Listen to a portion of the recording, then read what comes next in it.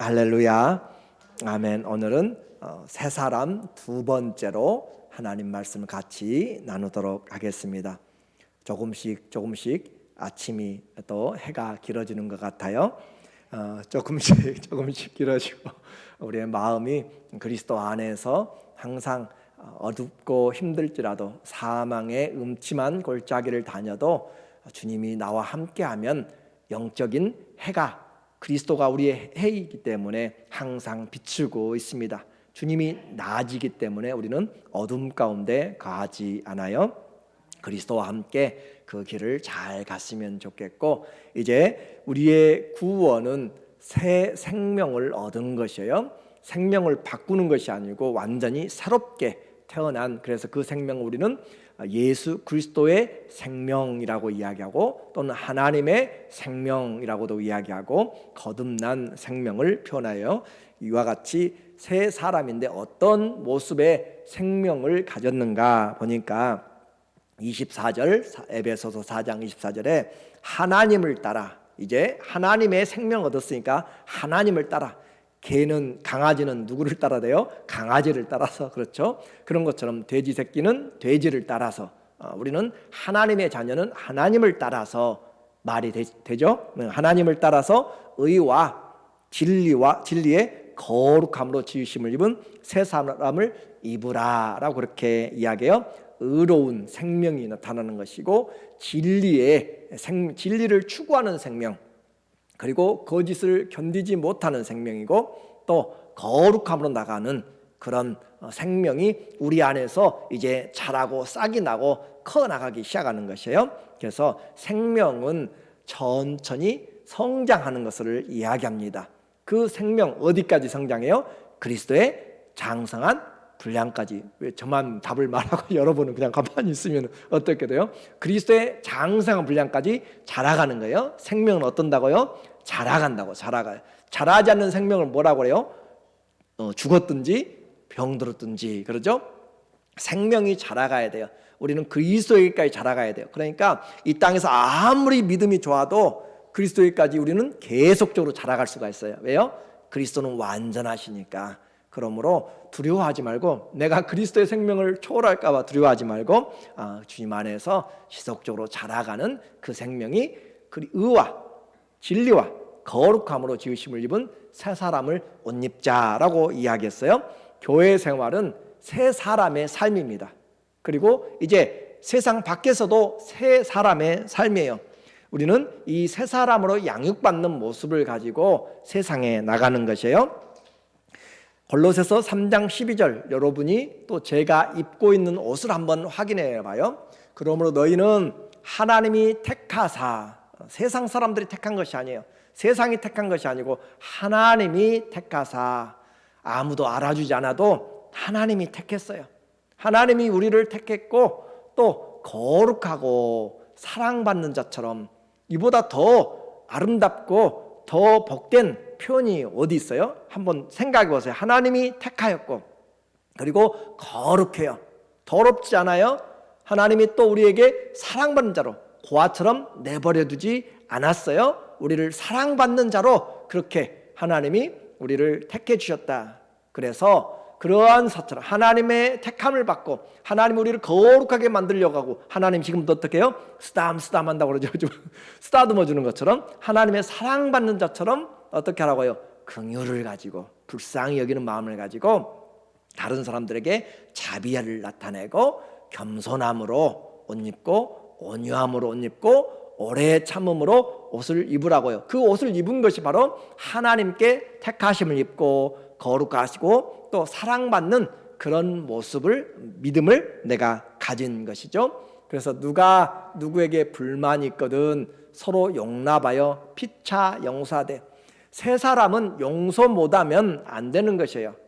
그리스도의 그 피로 새 사람이 된 사람은 용서해야 돼요. 그런데 여러분의 용서의 그 분량, 용서하는 그 마음들이 얼마나 넓어졌어요. 예수님 믿지 않을 때보다 오히려 예수님 믿고 나서 더 좁아졌다면 그건 문제가 있는 것이에요.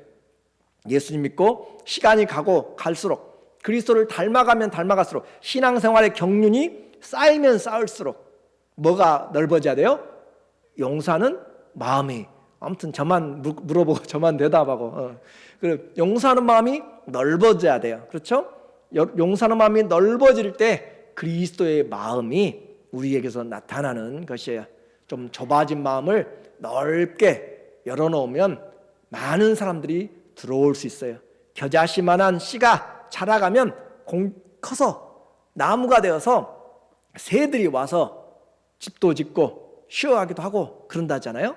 그래서 오늘 여러분의 마음이, 우리 마음이, 세 사람의 마음이 좀 넓어지면 이 사람도 품을 수 있고, 저렇게 까다로운 사람, 피키한 사람도 좀 우리가 품을 수 있고, 내 마음에 좀 속상하게 하고 안 듣고 오해되는 사람도 품을 수 있고, 그리스도가 품지 못할 사람은 없습니다. 그러면 주님 닮은 우리도 품지 못할 사람이 없도록 마음가짐을 어떻게 해요? 새롭게 해야 돼요. 제가 보니까 여러분들은 마음이 너무 넓어지셨어요. 마음이 너무 넓어서 너무 감사하고 모든 사람을 품을 수 있는 그런 사람이 되어서 감사해요. 그래서 주께서 용서하되 내 마음에 맞으면 용서하고 안 맞으면 그냥 계속 쌓아놓는 것이 아니라 피차 용서하되 그리스도께서 너희를 위하여 용서하신 것 같이 너희도 하고, 그러니까 우리 수준을 어디다 올리는 거예요? 그리스도에게로. 할렐루야.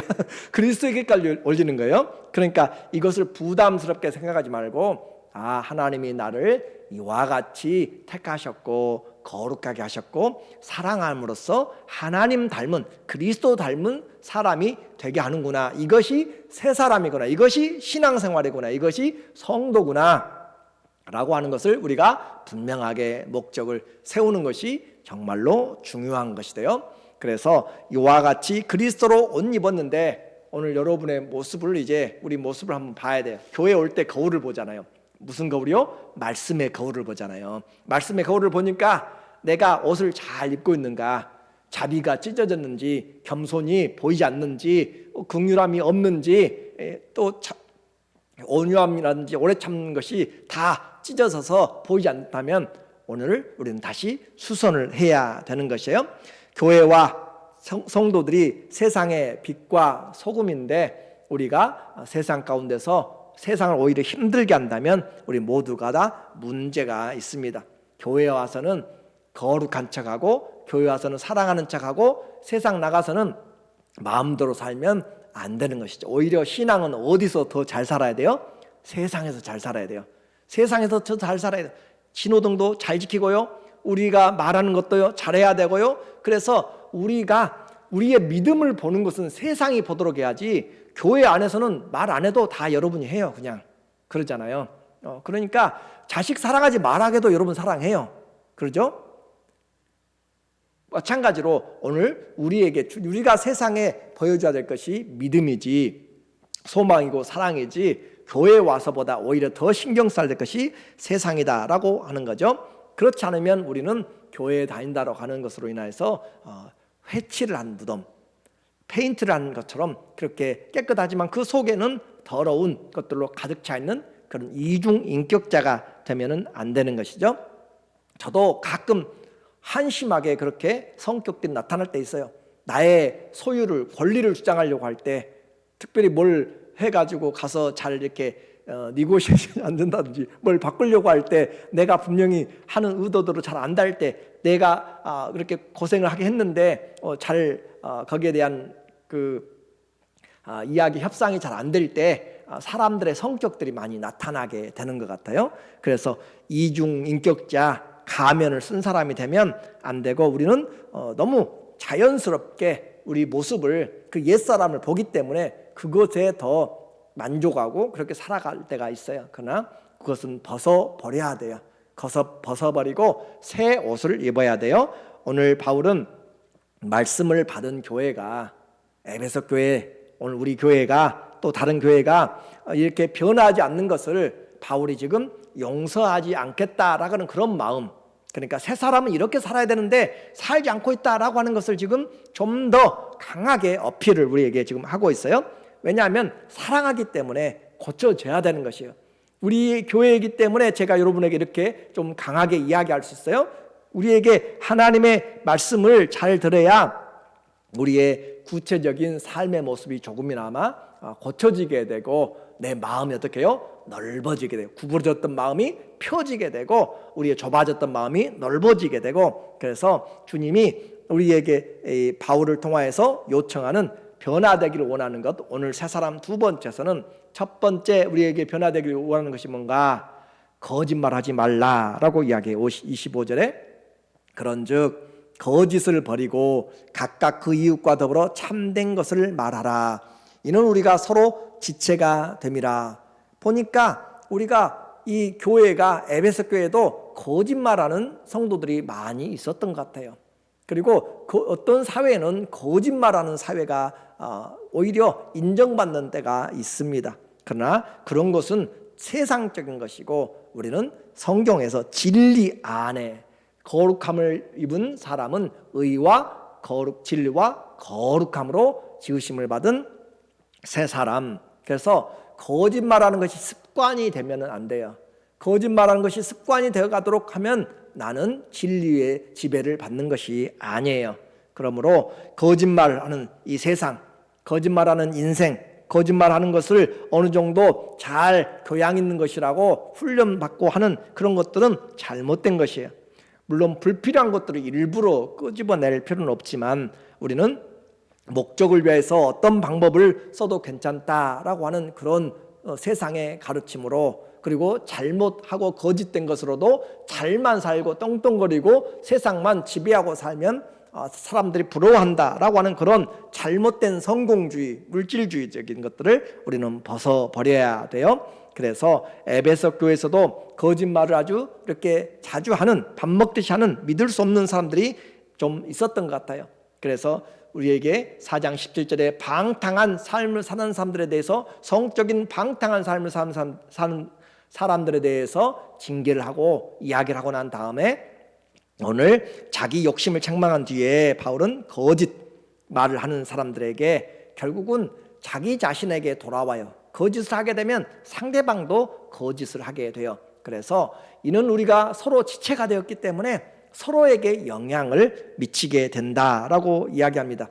요즘 이 시대에는 거짓말하는 시대가 되어서 유언비어가 얼마나 많은지 몰라요. 그렇죠? 또 코비드 이후에 인터넷이라고 하는 또 유튜버라고 하는 것들이 발달해 가지고 얼마나 많은 거짓 유언비어들이 확인되지도 않고 퍼나르는 사람들이 많아서 무엇이 진짜인지 가짜인지 정말 알지 못하는 그런 시대가 되어버린 그런 상황이 됐기 때문에 홍수 속에서 우리가 잘 분별해야 되는 것이에요. 진리가 아니면 우리는 분별을 못하게 돼요. 그래서 진리인 주의 말씀을 가지고 따라가야 되는 것이죠. 그래서 교회와 성도는 진리를 말하도록 그렇게 훈련돼야 되고 자기 자신이 진리의 사람인가. 그래서 내 말은 신뢰할 수 있는가. 내가 하는 말 신뢰할 수 있는가. 그걸 자꾸 이야기를 해봐야 돼요. 누구에게? 자신에게. 내가 확인되지 않고 나도 그냥 보고 그냥 이렇게 옮기게 되면 나도 모르게 그 일에 가담하게 되는 것이에요. 그래서 내가 알지 못하는 것들에 대해서는 우리는 내가 알 때까지 침묵하는 것이 중요한 것이죠. 결국 거짓은 나에게도 피해가 오고 상대방에도 피해가 오고 무너지게 됩니다. 교회에서 이렇게 무너지는 것이 뭐예요? 거짓말을 확산시키고 만들어내고 그렇게 하는 것들이죠. 가만히 들어와서 그 거짓말의 아비가 누구예요? 아버지가 사탄이잖아요. 그렇죠? 요한복음 88장 44절에 이 사단이 거짓말의 아비라. 그는 처음부터 살인자라라고 한 것처럼 거짓말을 자기 것으로 해요. 자기 것으로 만들어가지고 그리고 자기 것으로 믿게 만드는 것이죠. 이렇게 교회를 무너뜨릴 때도 작은 것에서 크게 만들고 거짓 것들을 퍼뜨림으로 인하여서 의심하게 만들고 분리되게 만들고 그렇게 교회를 나누는 그런 속살거리는 그런 뱀처럼 들어와서 교회를 무너뜨리는 사탄의 영에 이끌리면 안 되는 것이에요. 베드로 후서 2장 1절에 보면 이미 초대교회도 또 그 전에도 이미 교회에도 또 예레미야나 또 이사야나 여러 선지서들을 보면은 거짓 선지자들이 얼마나 많은지 몰라요. 열왕기 상하에서도 얼마나 많은지 역사에 계속적으로 나타나고 있는 사단이 그의 말을 듣도록 거짓 선지자들을 사용하는 것이에요. 여호와의 이름을 불러서도 사용합니다. 교회도 거짓 교회들이 있어요. 잘 우리가 분별해야 되는 것이에요. 그래서 그러나 너희 백성 가운데 또한 거짓 선지자들이 일어났었나니, 선지자라고 부르는 거짓 선지자, 이와 같이 너희 중에도 거짓 선생들이 있으리라. 교회 중에도 베드로가 말하는 것이 너희 중에도 거짓 선지자들이 있고 그 선지자 또 거짓 선생들이 있다. 그들은 멸망하게 할 이단을 가만히 끌어들여 자기들을 사신 주를, 우리를 핏값으로 사신 주를 부인하고 멸망한 임박한 멸망을 스스로 취하는 자들이라. 그래서 결국 주님을 부인하게 만들고 멸망으로 가게 만드는, 우리는 어떤 말을 듣든지 그 말이 진짜 그러한가 하여서 어디에 비춰봐야 돼요? 말씀에 비춰봐요. 말씀에. 그렇죠? 말씀에 비춰. 그래서 사도행전 17장 11절에도 베레아 사람들은 그 데살로니가 사람들보다 더 신사적이어서 더 분명하게 이 말이 하나님의 말씀인지 아닌지 상고하였다라고 이야기하는 것처럼 우리가 잘 분별을 해야 돼요. 잘 분별할 뿐만 아니라 요즘은 성경을 가지고 잘못 전달하는 사람들이 이제 그게 위험한 거잖아요. 그렇죠? 잘못 전달해가지고 자기가 재림 예수라고 이야기하고 자기가 성령, 보혜사 성령이라고 이야기하고 그런 해석을 하는 비유를 들어가지고 이야기하는 그런 이단들에 얼마나 많은 사람들이 가끔 한 번씩 편지가 오고 이메일이 와요. 거짓 가짜 목사 그만하고 자기 여자 선지자에 오라고 그렇게 이야기하는 사람들도 많고, 그와 같이 얼마나 이 세상이 거짓 선지자들이 많은지 잘 분별해야 돼요. 거짓말이 이렇게 우리에게 들어왔을 때. 그래서 주님이 거짓말로 하는 것들이 세상에서 그 거짓말로 가장 많이 사람들을 미혹하는 것들이 뭐예요? 마술이잖아요. 그죠? 마술은 다 트릭이잖아요. 트릭. 그래서 마술하는 자, 마술사들을 구약성경 다 죽이라고 이야기하잖아요. 사람의 눈속임들을 가지고. 그런데 요즘은 마술사들이 뜨고 있어요. 마술의 그 세계로 사람들을 해서 다 존경하고 어마어마한 돈들을 들어가면서 그들을 초청해서 쇼를 하고 거짓이 판치는 세상을 만들어가는 이 시대죠. 여러분도 혹시 그런 것에 취미가 있다면 우리는 끊어야 되는 것이에요. 속임수에 넘어가고 속임수로 장사하는 사람들, 우리는 그런 것에 우리 자신이 넘어가면 안 돼요. 그래서 사탄은 거짓의 아비다. 내가 계속 거짓말하면 내 아버지가 누구란 말이에요?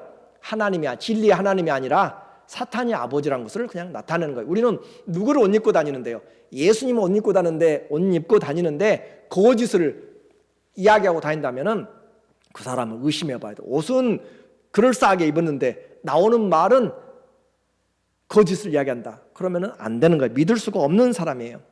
옛날 동화에도 피노키오라고 하는 동화 아시죠? 거짓말하면 코가 어떻게 해요? 늘어나요. 그런데 우리는 그와 같이 주님 앞에서 세상에 이야기해도 그런 것이 눈으로 보이지 않기 때문에 거짓말을 자기 것으로 만들어서 그렇게 한다니까요. 최면에 걸리고 오히려 거짓에 속아 넘어가게 돼요. 자, 첫 번째 이 세 사람에서는 뭘 하지 말라고 했어요? 거짓말하지 말라. 거짓 습관에서 벗어나라 이야기했어요. 두 번째 우리에게 세 사람은 분노를 조절하라. 26절의 이야기예요. 26절. 분을 내어도 죄를 짓지 말며 해가 지도록 분을 품지 말고. 자, 분을 내어도 분을 낼 수 있다는 말이 없단 말이에요. 분을 낼 수는 있어요. 살다 보면 분 안 나는 사람 있겠어요? 화 안 나는 사람이 없잖아요. 근데 분이 날 수 있어요. 그런데도 그 분을 가지고 뭐 하지 말라고? 죄를 만들지를 말라고. 하지 말라고 했는데 했어요.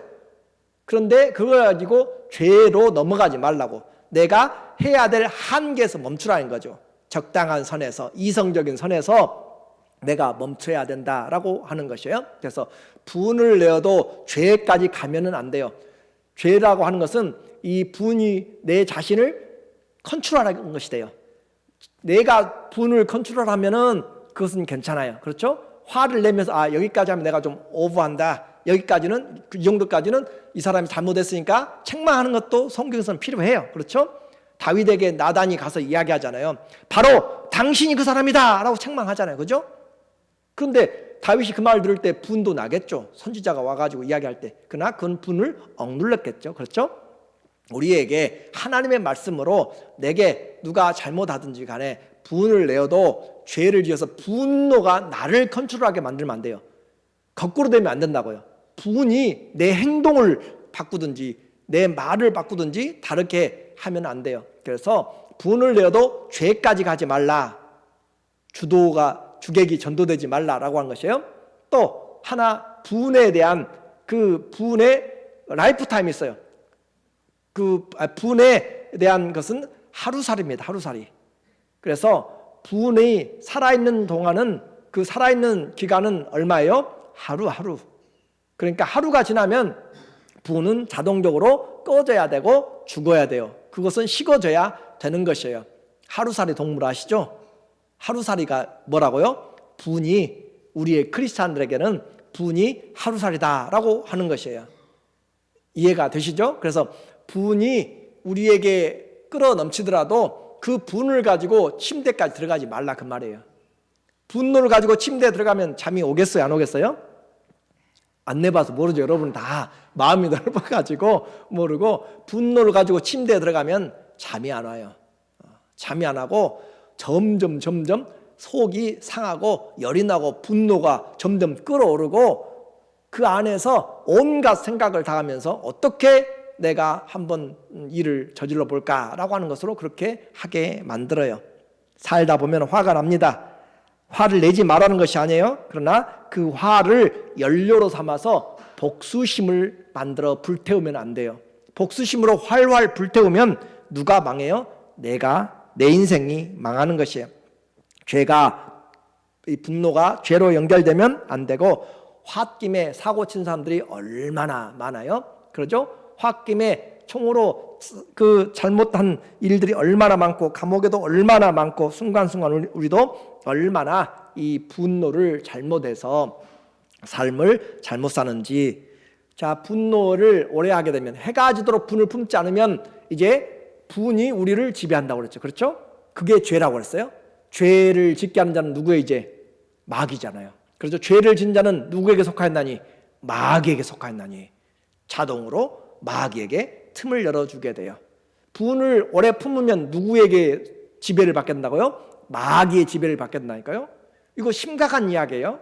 하나님의 자녀로 무슨 옷을 입었는데 지금 새 사람이 되었고 새 옷을 입었는데 분이 넘쳐가지고 우리가 마귀에게 지배를 받고 있는 사람이 되면 이건 인생이 망하는 것입니다. 더 이상 내가 화내는 것이 아니라 내 속에 이제 누가 내요? 마귀가, 살인자의 영이, 거짓의 영이, 분노의 영이 우리 안에서 나를 이끌어가는 것이에요. 마귀에게 붙잡혀가는 것이 분노를 불같이 내는 것이죠. 이와 같은 사람이 누구예요? 창세기 4장에 보면은 라멕이라고 하는 사람이 나와요. 그 라멕이라고 하는 사람이 노래를 부릅니다. 참, 그 사람의 노래를 보니까 자기 아내 야다와 실라에게 듣도록 그렇게 이야기하면서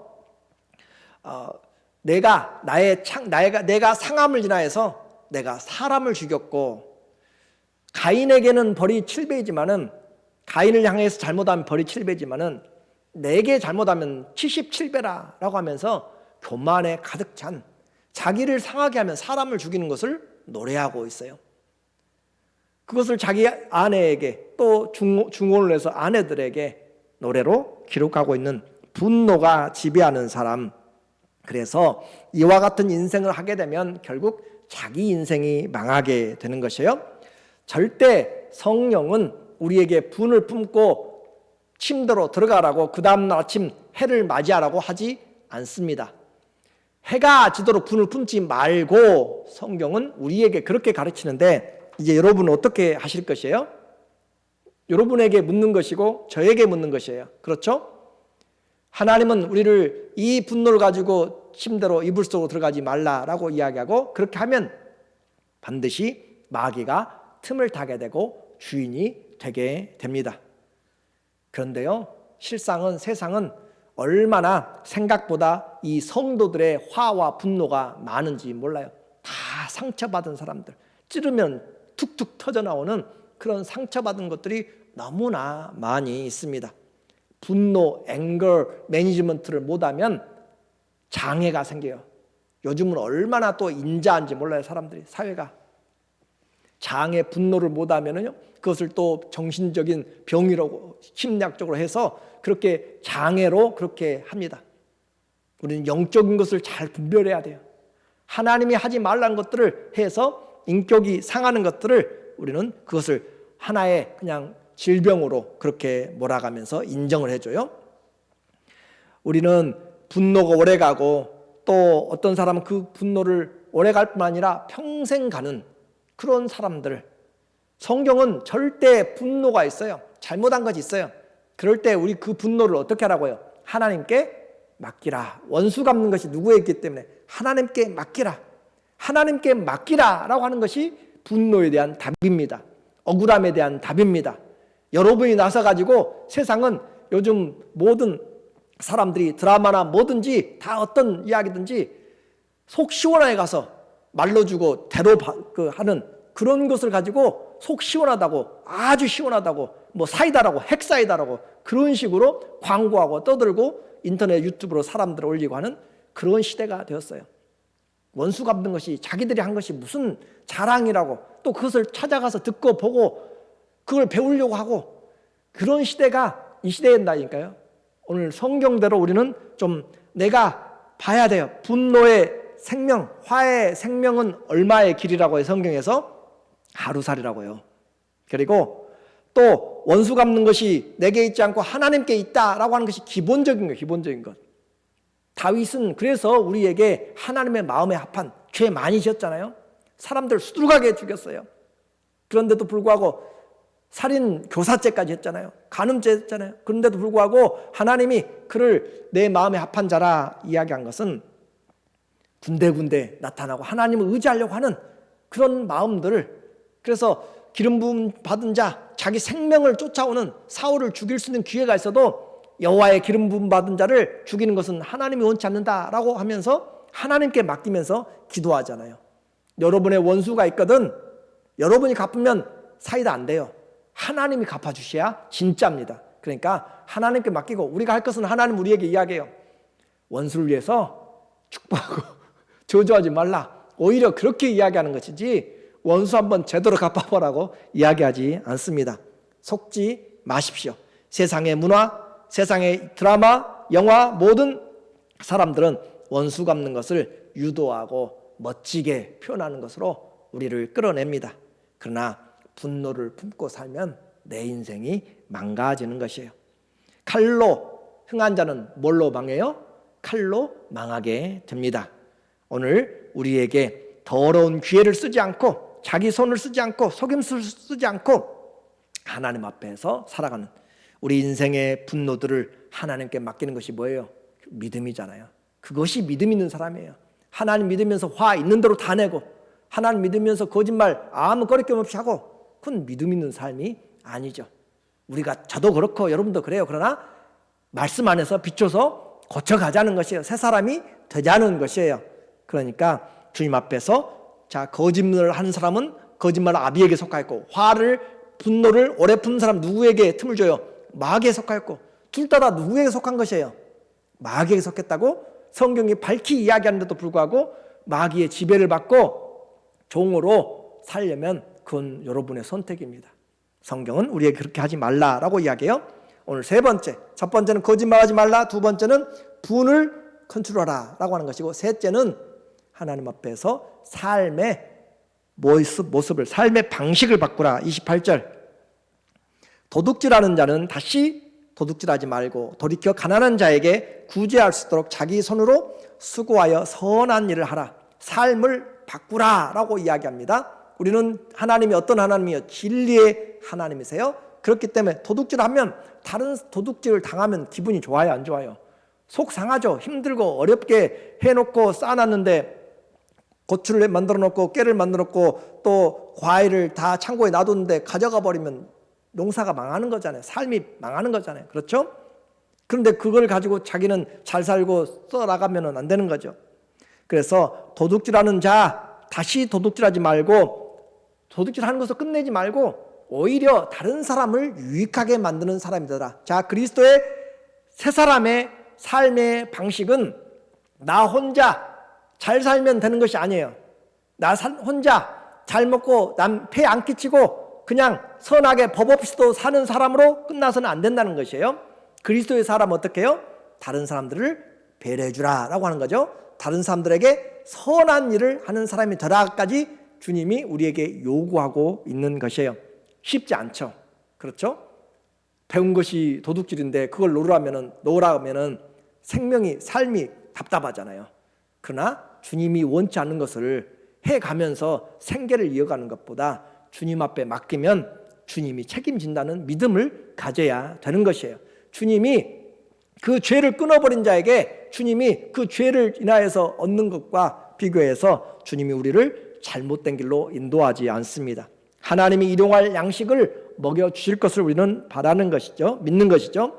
자기 손으로 수고하여서 오히려 선한 일을 하라. 구제할 수 있도록 선한 일을 하자. 자, 그래서 새 사람은 나만 편하고 나만 잘 살고 해 안 끼치면 되는 사람이 아니라 나를 통해서 의로움이, 나를 통해서 사랑이, 선행이 흘러가도록 하는 사람이 삶의 방식을 변화시키는 사람들. 요즘 도둑에 안전한 지대가 없어요. 코로나가 터지고 힘들어지면서 사람들이 많이 자배 문제가 생기고 그러면서 정말 갈수록 어려워지고 물가가 올라가면서 좀도둑이 기승을 부려서 가둘 데가 없으니까 이제 신고해도 오지도 않는 시대가 되었잖아요. 그리고 어지간한 좀도둑은 신경도 안 쓸 정도가 되어버린 시대가 됐어요. 그래서 도둑질하는 세상, 그리고 세워놓은 차를 가져가는 것은 예산일이고 안전지대라고 하는 시대까지 이제 점점 이런 도둑의 시대가 되었습니다. 유럽, 여러분 선진국으로 생각하지만 유럽이 얼마나 소매치기가 많은지, 가서 소매치기를 안 당하고 온 사람은 정말로 행운합니다. 그 정도로 가방도 뒤에다 메고 다니면 안 돼요. 앞으로 메야 돼요. 메고 다녀야 되고, 손에 핸드폰을 사람들을 보니까 차 안에서 멈춰서 신호등에 대기하고 있으면 지나가다가 와서 핸드폰을 빼가지고 가는 그런 곳입니다. 그러니까 우리가 이런 시대에 살면서 우리가 하나님 앞에서 어떻게 살아야 될지, 이렇게 도둑질하는 것은 물건만 도둑질하면 괜찮아요. 그런데 뭘 도둑질해 가요? 생명을 도둑질해 가잖아요. 납치, 유괴, 그렇죠? 어린 나이에 납치, 여성들 납치해서 사업을 하죠. 사업을 일터로 보내서 감금시키고 그렇게 해서 그게 다 도둑이잖아요. 생명을 유린하는 것이고, 우리는 이와 같이 동남아든지 아프리카든지 어디든지 이런 것들이 큰 사업이 돼요. 성경은 오늘 시대만이 아니라 에베소 시대에도 도둑질로 사람들을 사기치고 이용하고 생활하는 자들이 있음을 고발합니다. 아모스 시대에도, 구약 시대에도 부자들이 더 도둑이었어요. 아모스 2장 6절에 보니까 여호와께서 이와 같이 말씀하시되 이스라엘의 서너 가지, 이스라엘은 누구예요? 하나님의 언약의 백성이에요. 그렇죠? 이스라엘의 서너 가지 죄로 말미암아 내가 그 벌을 돌이키지 아니하리니 이는 그들이 은을 받고 의인을 팔고, 은을 받고 의인을 팔아버려요. 그러니까 정직이 무너진 것이에요. 자기 이익을 위해서는 진리도 팔아버리고 바꿔버리고 사람을 팔아요. 흰 한 켤레를 받고 가난한 자를 팔아요. 가난한 자들 흰 한 켤레 값 받지도 못해요. 그런 시대가 바로 아모스 시대였고, 그런 시대는 구약에만 아니라 이 시대에도 동일하게 이렇게 자기를 위하여서 도둑질하는 것이죠. 그리고 많은 것들을 사람들에게 제 것을 제대로 주지 아니하는 것도 마찬가지입니다. 지불해야 될 것을 지연하고 떼어먹고 편법으로 자기 이익을 불리는 자들도 도둑과 같은 것이죠. 주님의 가르침은 이렇게 남을 이용하여 불의한 돈을 버는 것보다 이제는 다른 사람을 돕는 그런 사람이 되라라고 이야기해요. 부자가 되지 말라는 것이 아니라 선한 일에 부자가 되고 의로운 길에서 부자가 되라라고 그렇게 이야기를 하는 것이죠. 잘 써야 되는 것이에요. 그래서 물질에 버는 것도 중요하지만 잘 사용하는 것 진짜 부자예요. 이 땅에서 부자도 얼마 못 가요. 다 가지고 못 간다고 그랬잖아요. 그러니까 우리는 진짜 하나님 나라에 가지고 갈 수 있는 그 선한 것으로 부한 자가 되어야 돼요. 디모데전서 6장 17절, 내가 이 세대에서 부한 자들을 명하여 마음을 높이지 말고 정함이 없는, 정함이란 것은 꽉 정해졌어. 이것은 내 것이다 라고 했는데 그 정하는 것이 아니에요. 부자가 창고에 쌓아놨다고 그것이 내 것이냐 아니란 말이에요. 그래서 정함이 없는 재물에 소망을 두지 말고 오직 우리에게 모든 것을 후히 주사 누리게 하시는 하나님께 소망을 두라. 하나님이 주신 것만 우리에게 좋은 것이다. 선을 행하고 선한 사업을 많이 하고 나누어 주기를 좋아하며 너그러운 자가 되라. 손을 펴라. 마음을 펴야 손을 펴지는 것이죠. 그렇죠? 함께하는 것입니다. 이제 결론적으로 말씀드려요. 하나님 앞에서 우리는 말씀이 삶을 바꾸지 못하면 소망이 없습니다. 성도의 신앙생활은 교회에서 잘 배워야 돼요. 말씀의 거울을 통해서 배우고 세상에 나가서 자신과 삶에서 결정하도록 해야 돼요. 오늘 여러 가지 있지만 오늘의 결단, 오늘의 이 예배에서의 새 사람은 어떤 사람이 돼야 돼요? 세 가지를 이야기했어요. 첫 번째는 거짓말의 노예가 되지 말라라고 하는 것이에요. 거짓말하는 자는 누구에게 속하나니 마귀에게 속하게 돼요. 분노의 노예가 되지 말라라고 하는 것이에요. 자, 분노의 시간 정해줬어요. 얼마요? 하루살이. 밤 늦게 분노가 일어났어요. 그래도 하루살이에요. 가지고 침대로 들어가지 마시고 누구에게 맡겨야 할 그 대신 하나님께 맡기고 기도로 밤을 새우시든지 하나님께 맡기고 그리고 또 도둑질에 악한 행습에 노예가 되지 말라. 거기서 우리가 자유한 자가 돼야 되는 것이에요. 그래서 교회를 통해서 장사하려고도 하지 마시고 또 사람들을 통해서 내가 속이려고 해서도 안 되는 것이고 오늘 진리의 말씀이 나를 먼저 바꾸는 것이에요. 그리고 삶이 바꿔지도록 그렇게 할 때 누가 지금 보고 계시는 거예요? 주님이 보고 계시는 거죠. 그리고 선한 사업을 우리에게 확장시켜 나가는 것입니다. 우리는 죄와 사망과 거짓말과 또 분노와 이런 것의 죄의 노예, 사단의 노예가 아니라 하나님 앞에 속한 자들, 하나님의 거룩한 자녀들이 되었기 때문에 나이가 들어갈수록 마음을 넓히고 신앙생활 오래 할수록 자신의 거룩함을 그리스도를 닮아가도록 하고 그렇게 하면서 그리스도의 생명이 자라가도록 오늘 여러분의 옷을 잘 입고 오늘 퇴근하십시오. 오늘 잘 입고 나가서 주님 앞에서 그리스도를 살아가는 그런 성숙으로 한 걸음 한 걸음 나가는 우리 모두 되기를 예수님의 이름으로 간절히 축원합니다. 아멘. 기도하겠습니다. 하나님 아버지 감사합니다. 우리 모두에게 새 사람을 입고 살아가도록 늘 말씀의 거울 앞에 비추어 보게 하여 주시고 주님 앞에서 뿐만 아니라 나 자신과 세상에서 새 사람을 그리스도로 옷 입고 잘 살아가도록 은혜 베풀어 주시옵소서. 예수님의 이름으로 기도드립니다. 아멘.